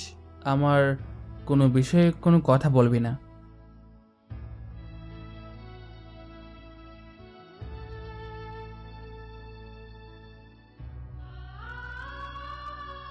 দূর তুই ফোন রাখ বলি ফোন কেটে দিলাম। সামনে তাকিয়ে দেখি ওরা আমার দিকে এমনভাবে তাকিয়ে আছে যেন আমি কোনো এলিয়েন। কে তোরা এভাবে তাকিয়ে আছিস কেন? তুই এভাবে কথা বললি কি করে? কেন ভুল কিছু করেছি? না তা হবে না, এত কঠোর হলি কি করে? কষ্ট মানুষকে কঠোর করে তোলে। এটা ঠিক বলছিস, কষ্ট একটা মানুষকে পাল্টে ফেলে। তোরা এখন এমন করবি নাকি চল একটু রেস্ট নিয়ে ঘুরতে বের হবো। তারপর রুমে গিয়ে সবাই ফ্রেশ হয়ে কিছুক্ষণ আড্ডা দিলাম। অনেক হয়েছে, চল একটু গ্রামটা হেঁটে আসি। আচ্ছা চল সবাই। তারপর সবাই মিলে গ্রামটা ঘুরলাম, খুবই ভালো লাগলো। অনেকদিন পর নিজের দেশের মাটির গন্ধ পাচ্ছি। সবাই খুব এনজয় করলাম। রাতে রুদ্রদের বাসায় গেলাম, সবাই বসে আড্ডা দিতে লাগলাম। তখনই খাবার খেতে ডাকলো, তাই খাবার টেবিলে গেলাম সবাই। রুদ্র ওর চাচাদের সাথে পরিচয় করে দিল। সবাই খুব ভালো মনের, তাই তাদের সাথে মিশতে সময় লাগলো না। তারা খুব হাসি খুশি থাকে। যাই হোক, খাবার খাওয়ার পরে তাদের সাথে আরও কিছুক্ষণ আড্ডা দেওয়ার পর রুমে আসলাম। সবাই বসে কার্ড খেলতে লাগলাম। আমরা একটা করে টাইম পাস করি খেলতে লাগলাম। তখনই ফোনে কল আসলো। খেলাতে মনোযোগ থাকায় না দেখি রিসিভ করলাম। তুমি খাবার খেয়েছো? আবার তুই কল দিছস? তোর সমস্যাটা কি বলতো? তুই আমার পিছু নিচ্ছিস কেন? আমাকে একটু শান্তিতে থাকতে দিবি না? এই, আমি তোমার শান্তি নষ্ট করলাম কিভাবে? আমি তো শুধু তোমার সাথে কথা বলতে চাই। 4টা বছর প্রচুর কষ্ট পেয়েছি। আরো কষ্ট দিতে চাও তুমি? তাহলে দাও, দেখি কত কষ্ট দিতে পারো। আমি এখন তোর সাথে কথা বলতে চাই না, ফোন রাখতে বলেই ফোন কেটে দিলাম। আমি আবার খেলায় মন দিলাম। অন্যদিকে শিফার চোখ না চাইতেও ভিজে গেল। কান্না করে আমার কথা ভাবতে ভাবতে ঘুমিয়ে গেল। এদিকে আমিও কিছুক্ষণ খেলে ঘুমিয়ে গেলাম। সকালবেলা রুদ্র ডাকে ঘুম ভাঙলো। লিমন ওঠ, আমি আজকে তোদের এলাকায় ঘুরতে যাব। উঠছে। দেখ আমার ভাগ্য কতটা ভালো, তোর বাড়ি আমাদের পাশের শহরে। প্রতিদিন আমাদের সাথে আড্ডা দিতে পারবি, বাইক তো আছে। রে, তবে এখন বাসা থেকে প্যারা দিতেছে বিয়ের জন্য, তারপর নাকি বাবার অফিসে বসাবে। একই অবস্থা আমারও, তবে আমি বলেছি আরো কিছুদিন থাক। আমার বলতে হয় নাই, এটা মা নিজেই বাবাকে বলে দিয়েছে। ওইসে এখন বাদ দে, ফ্রেশ হয়ে রেডি হ, খাবার খেয়ে বের হবো। তারপর সবাই ফ্রেশ হয়ে রেডি হলাম। তারপর রুদ্র সবাইকে নিয়ে গেল খাবার টেবিলে। সবাই খাবার খেলাম এবং সবাইকে বিদায় দিয়ে বের হলাম আমরা। কিছুক্ষণের মধ্যে পৌঁছে গেলাম আমাদের শহরে। যে যার বাসায় গেলাম। বিকালে বের হব, তাই রুদ্র সে আমাদের বাসায় গেল। বাসায় পৌঁছে দেখি একজন মেয়ে আছে নতুন। একবার দেখে আর না তাকিয়ে রুমে চলে গেলাম, কারণ আমার আর মেয়েদের প্রতি আগ্রহ নেই। মেয়ে মানেই ছলনাময়ী মনে হয়। রুমে গিয়ে বিছানায় বসতেই শিবা রুমে আসলো। তুমি নাকি এসে পড়েছো? শরীর ক্লান্ত লাগছে, তোমার মাথা টিপে দিব? না থাক, লাগবে না। তুই রুম থেকে গেলে আমি খুশি হব। আমি যাব না রুম থেকে। আর শোনো, পাশে একটা মেয়ে এসেছে, ওর দিকে যেন ভুলো তাকাতে না দেখি। আর কথা তো বলবেই না। তুই যা তো রুম থেকে, বলি ওর হাত ধরে রুম থেকে বের করে দিছি। দরজা আটকিয়ে ঘুম দিলাম। দুপুরে ঘুম থেকে উঠে গোসল করে খাবার খেতে গেলাম। মা খাবার দাও। দাঁড়া বাবা, এই তো একটু অপেক্ষা কর, রান্না হয়নি এখনো। ওকে, আমি বসে আছি, তাড়াতাড়ি করো। আমি সোফায় বসে ফোন টিপতে লাগলাম। হাই, আমি ঋতু। আমি একটা মেয়ে কণ্ঠ শুনে তার দিকে তাকালাম। দেখি সকালের মেয়েটা। কে আপনি? আমি তোমার বড় ভাবির মামাতো বোন। এই প্রথম তোমাদের বাসায় আসলাম। ও আচ্ছা, ভালো তো। আপনার এখানে কি চাই? কিছু না, আপনার সাথে পরিচিত হতে আসলাম। ও আচ্ছা, আর কি জিজ্ঞেস করে আছে? তুমি এভাবে কথা বলছো কেন আমার সাথে? আমার সাথে কথা বলার জন্য কত ছেলে পাগল, কাউকে পাত্তা দিলাম না। তোমার সাথে নিজে থেকে কথা বলতে এসেছিলাম। ভাব নিচ্ছ? দেখুন, আমি ভাব নেই না, তবে আমার মেয়েদের সাথে কথা বলতে ভালো লাগে না, তাই আপনি বিরক্ত করেন না। আচ্ছা ঠিক আছে, এখন যাচ্ছি, আবার পরে বিরক্ত করব। বলে চলে গেল। আমি মনে মনে ভাবতে লাগলাম, পাগল নাকি, এর থেকে দূরে দূরে থাকতে হবে। অন্যদিকে ঋতু যেতে যেতে ভাবছে, একে আমার লাইফ পার্টনার বানাতে হবে। ছেলেটাকে খুব ভালো লেগেছে। এসব ভাবতে লাগলো। এরই মধ্যে মা ডাক দিল, লিমন খেতে আয়। আচ্ছা মা, বলি খাবার টেবিলে গিয়ে বসলাম। ঋতু মেয়েটাও সাথে সাথে টেবিলে এসে আমার পাশের চেয়ারে এসে বসলো। আমার দিকে তাকিয়ে একটা চোখ মেরে দিল। আমি সাথে সাথে ওর দিক থেকে চোখ সরিয়ে দিলাম। এ কি মেয়ে রে বাবা, জানা নেই শোনা নেই চোখ মেরে দিল। এসব ভাবতেছি, তখনই শিফা খাবার নিয়ে আসলো। আমি ওর দিকে তাকিয়ে দেখি শিফা রাগী চোখে আমার দিকে তাকিয়ে আছে। আমি আর ওইদিকে না তাকিয়ে খাবার খেয়ে রুমে গেলাম বিশ্রাম নেওয়ার জন্য। শিফা সব কিছু গুছিয়ে আমার রুমের সামনে গেল। রুমে ঢুকে ডাইরেক্ট আমার পাশে শুয়ে পড়লো। একে তুই আমার পাশে শুয়ে পড়লি কেন? যা এখান থেকে। আই চুপ, একদম চুপ। মেয়ে পটাতে তো ভালোই শিখে গেছো, একদিনেই ওই মেয়েটিকে পটিয়ে ফেলেছিস। দেখ, আমি একদম ওই মেয়েটার সাথে কথা বলতে চাই না, কিন্তু ও নিজে ফালতু কাজ করতেছে। করবে না? এখন নিজের স্টাইল বাড়িয়ে ফেলছোস। মেয়েদের দেখলে অ্যাটিটিউড নিয়ে বসে থাকোস। মেয়েরাই তো এসব ভালোবাসে। তো আমি কি করব? আমি আমার মতনই থাকবো। আমার লাইফে আমি কোনো মেয়েকে জড়াতে চাই না। আই চুপ, একদম চুপ বলে জোর করে আমার ঠোঁটে ঠোঁট লাগিয়ে দিল। আমি জোর করে ছাড়িয়ে শিফাকে একটা থাপ্পড় মারলাম। যা, বের হো আমার রুম থেকে। এসব বেহায়াপনা আমার সামনে করবি না। প্রচুর রেগে শিফা আমার রাগ দেখে ভয় পেয়ে মাথা নিচে করে রইল। কি হলো, যাচ্ছিস না কেন? নাকি আবার মারতে হবে? মারতে চাইলে মারতে পারো। আমি তোমার হাতে মার খেতে খেতে মরে যাব, তবে কবরটা তুমি নিজ হাতে দিও আমায়। দূর, আমি গেলাম রুম থেকে, তুই তাকে গানি। আমি গিয়ে বাসার ছাদে উঠলাম। উঠে মনের কষ্ট আনন্দ মিলিয়ে একটা সিগারেট ধরালাম। এই সিগারেট আমার কষ্টের সঙ্গে ছিল। আপনি তাহলে সিগারেটও খান? দেখতেই তো পাচ্ছেন। এটা না খেলে হয় না। দেখুন, এটা আমার ব্যক্তিগত কাজ, এ নিয়ে আপনি কথা বলার কেউ নয় বলে অন্যদিকে তাকিয়ে সিগারেট টানতে লাগলাম। পিছন থেকে কেউ একজন এসে আমার হাত থেকে সিগারেট নিয়ে নিল। আমি ওর দিকে তাকিয়ে দেখি শিফা। তুই সিগারেট নিলি কেন? আমি এটা খেতে দিব না। আমি যে হাত উঠিয়ে তাপ্পড় মারতে যাব, তখনই শিফা ভয় পেয়ে মাথা নিচু করে নিল। ওর ভয়ের তো মুখ থেকে আর মারতে পারলাম না। আমি ওখান থেকে নিচে চলে আসলাম। আমি চলে আসার পর, এই তুমি লিমনের পিছনে পড়ে আছো কেন? তা দিয়ে আপনার দরকার কি? ওকে আমি সেই ছোটবেলা থেকে ভালোবাসি, আর ও নিজেও আমাকে ভালোবাসে। তা তো দেখতেই পেলাম। কি ভালোবাসে ও তোমাকে? শোনো, এখন আমি ওকে ভালোবাসি, তুমি ওর পিছু ছেড়ে দাও। আপনি ভুল ভাবছেন, আমি মরে গেলেও ওকে ভালোবাসবো। আচ্ছা, দেখা যাক কে সফল হয় ওকে বিয়ে করতে। শোনেন, আমি জানি লিমন বিয়ে করলে আমাকেই করবে। আচ্ছা, দেখা যাক বলেই নিচে চলে গেল। শিবা এখন গভীর চিন্তায় পড়ে গেল। এদিকে আমি রুমে গিয়ে রেডি হলাম বের হবার জন্য। তখনই শিবা দ্রুত আমার রুমে আসলো। কিরে, আবার আমার রুমে কেন? প্লিজ তুমি একটু সাবধানে থাকবা। এই ঋতু তোমার পিছু নিয়েছে, ও তোমাকে বিয়ে করার জন্য উঠে পড়ে লেগেছে। আমি শিফার মুখ থেকে বুঝতে পারলাম ও সত্যি বলছে। ও মুখে চিন্তার চাপ ছিল অনেক, তবু ওকে কষ্ট দেওয়ার জন্য তা আমি বুঝে নেব। তোর এই বিষয়ে কথা বলতে হবে না। তারপর আমি শিফার সামনে দিয়ে বের হলাম।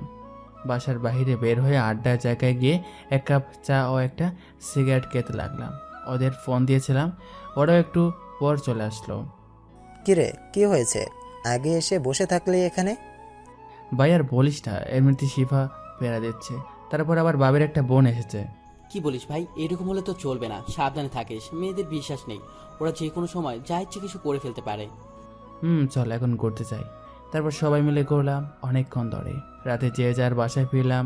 রাতে অনেক ক্লান্ত ছিলাম, তাই রুমে গিয়ে শুয়ে পড়লাম। তখনই রুমে এসে কেউ একজন আমায় জড়িয়ে ধরলো। আমি লাফিয়ে উঠলাম। কে বলি, লাইট অন করলাম। সে তাকে দেখে শিফা। তুই এত রাতে আমার রুমে আসলি কেন? আমি তোমার সাথে ঘুমাবো তাই। ছি, তোর লজ্জা করে না এসব বলতে? চুপ, একদম চুপ বলে জড়িয়ে ধরলো আমায়। আমি ছাড়িয়ে তাপ্পড় মারলাম। যা, বের হ রুম থেকে। তুমি আমাকে বিয়ে করবে কিনা বলো।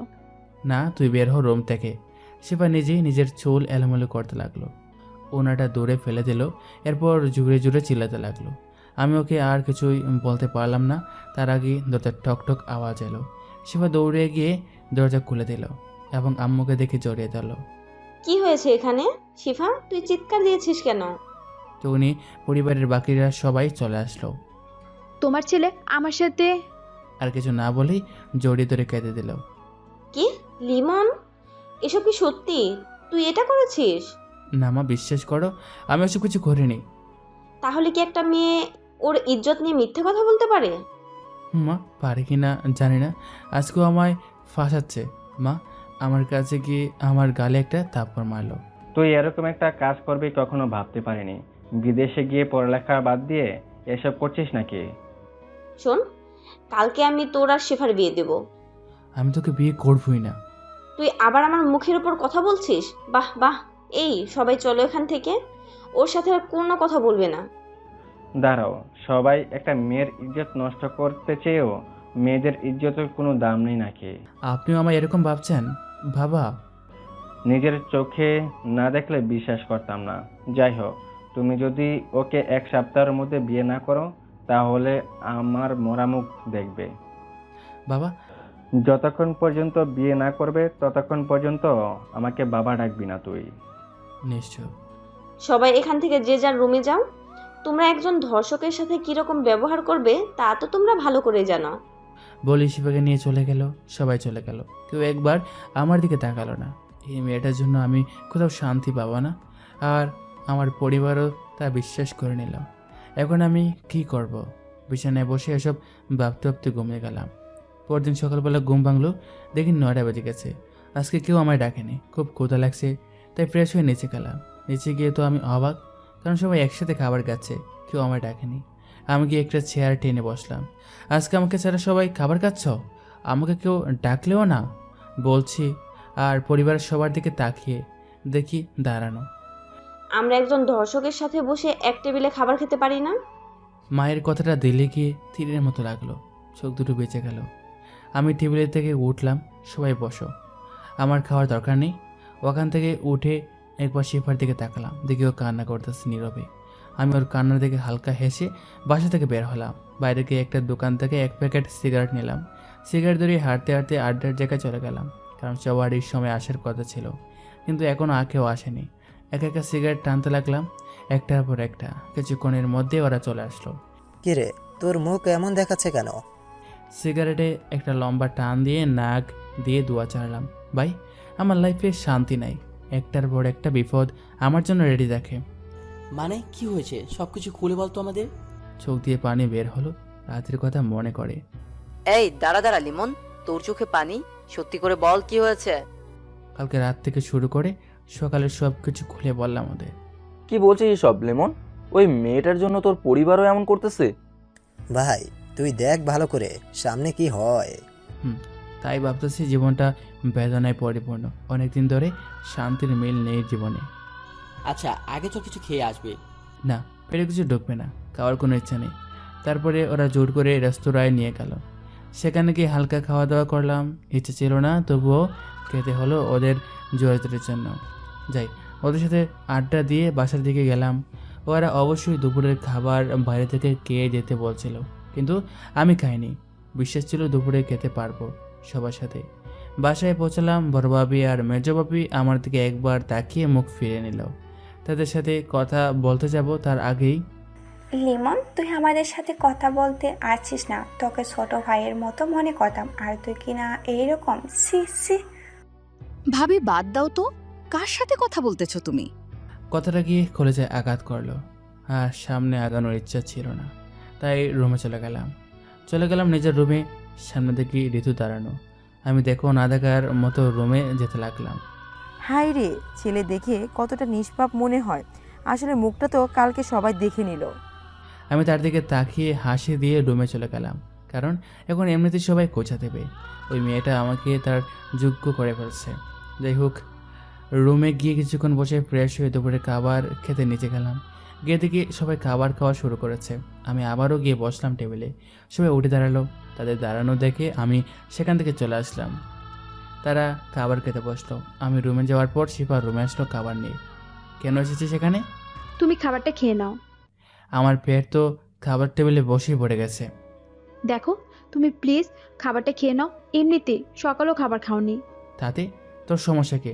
যা তুই বোন, যা করেছিস আমার সাথে, তারপর আর সামনে আসিস না।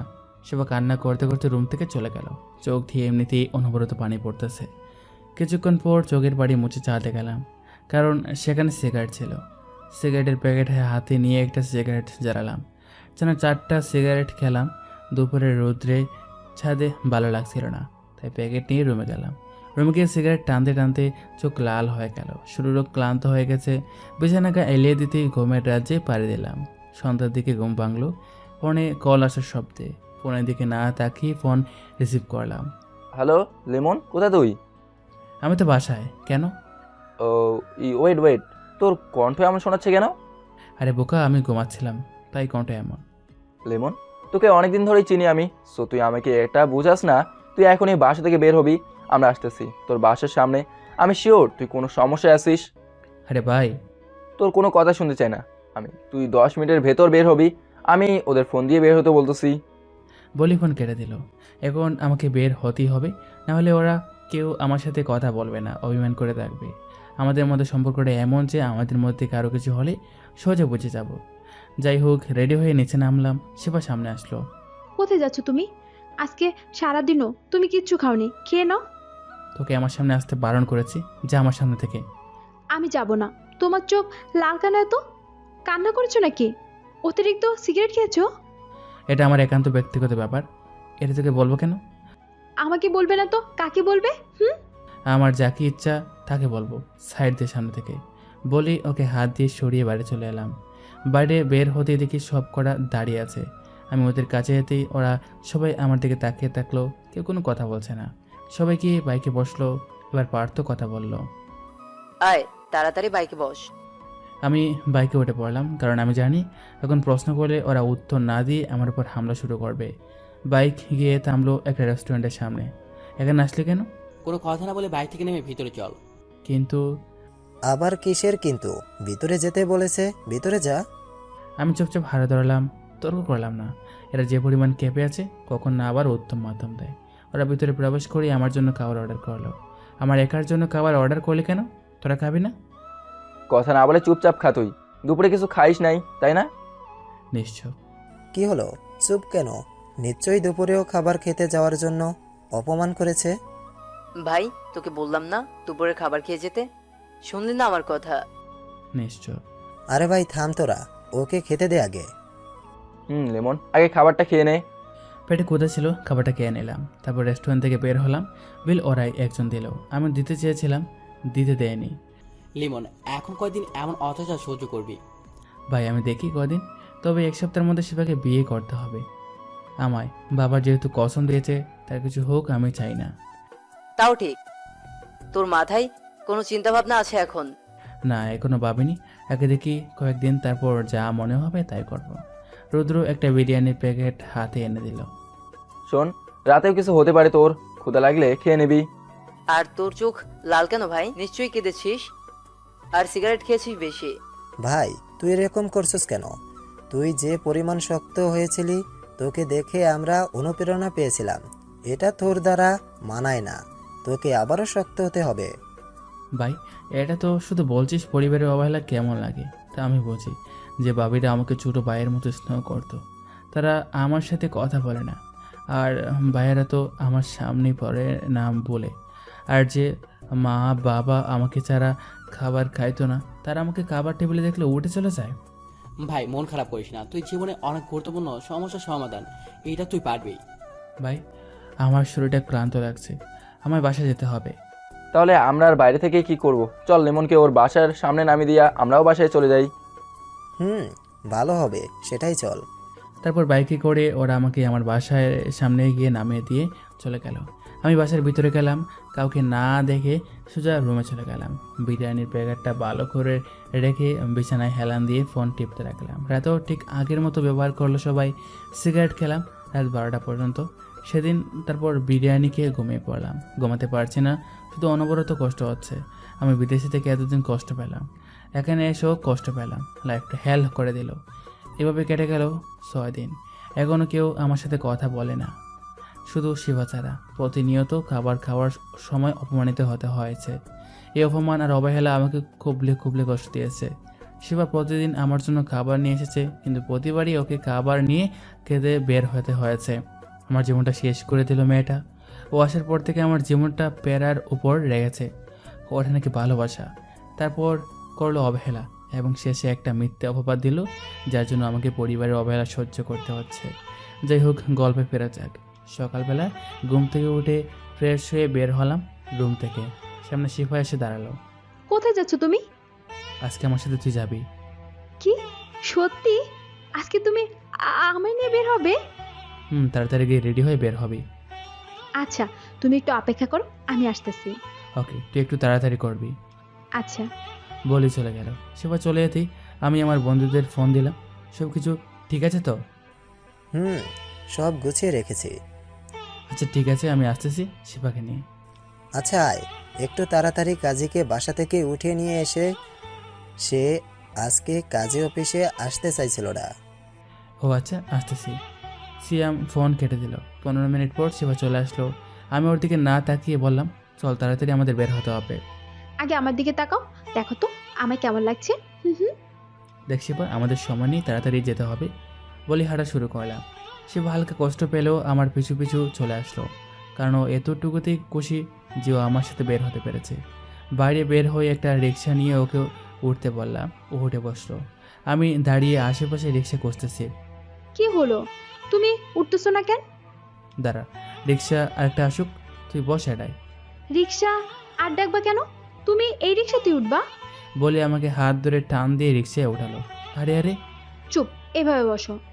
বলে আমার হাত ধরে বসিয়ে রাখলো। তারপর আমি কিছু বললাম না, কারণ ও আজকে অনেক খুশি হবে। চলে গেলাম কাজী অফিসের সামনে। আমি রিক্সা থামাতে বললাম। এ কি, এখানে রিক্সা থামালে কেন? চুপ থাক, আর রিক্সা থেকে নাম। শিবা আমার কথা মতো রিক্সা থেকে নামলো। আমি বাড়া মিটিয়ে রিক্সাওয়ালাকে বিদায় করলাম। চল আমার সাথে। আমরা কাজী অফিসে যাব কেন? আজকে আমরা বিয়ে করব। কিন্তু পরিবারকে না জানিয়ে বিয়ে করাটা কি ঠিক হবে?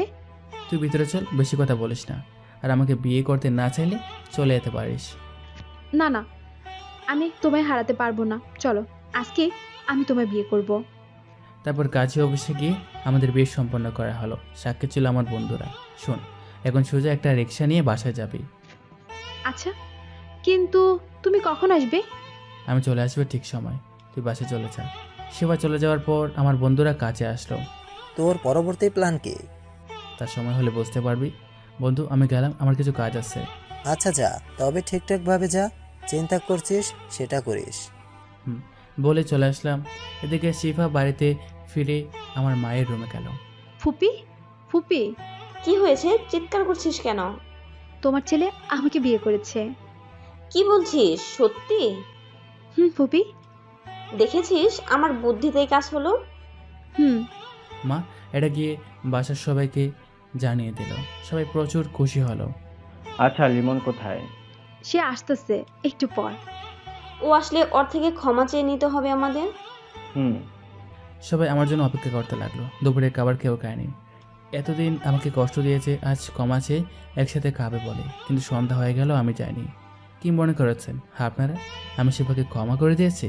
তাহলে ভুল ভাবছেন। আমি চলে যাচ্ছি অজানা শহরে। ওইদিকে সন্ধ্যা হয়ে গেছে, আমি এখনও বাড়ি ফিরিনি। সবাই খুব টেনশন করছে। আমাকে ফোন দিয়ে পাচ্ছে না, কারণ আমি সিম ভেঙে ফেলছি। শিফা আমার রুমে গিয়ে একটা চিঠি পেল বিছানার উপরে।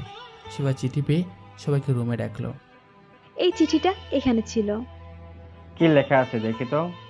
শিফা বাবার হাতে চিঠিটা দিল। চিঠিতে লেখা, একটা ছেলে কতটা কষ্ট পাবে বলতে পারেন কেউ? কষ্ট আমার শক্ত করে তুলেছিল। কষ্টে আমার থেকে ভালোবাসা নামক জিনিসটা মন থেকে তুলে নিয়েছে। আমার লাইফে আপনারা সবাই শিবাকে চান। ও আমাকে মিথ্যা অপবাদ দিল, আপনারা বিশ্বাস করে নিলেন। আপনাদের অবহেলা আমাকে খুবলে খুবলে কষ্ট দিয়েছে। আপনারা চাইছিলেন আমি ওকে বিয়ে করি, যার জন্য বাবা কসমও কেটেছিলেন। ওকে আমি বিয়ে করেছি। শিফার ব্যাগে ম্যারেজের রেজিস্টার পেপার আছে, তবে আমি আর আপনাদের কাছে নেই। অনেক দূরে আমি, কেউ জানে না কোথায় আমি, এমনকি আমার বন্ধুরাও না। আপনাদের ইচ্ছা পূরণ করলাম, সবাই ভালো থাকবেন। চিঠির লেখা শেষ। বাবার চোখ দিয়ে পানি পড়তেছে। শিফা নিয়ে চিঠিটা পড়ে অজ্ঞান হয়ে গেল। পরিবারের সবাই কাঁদছে।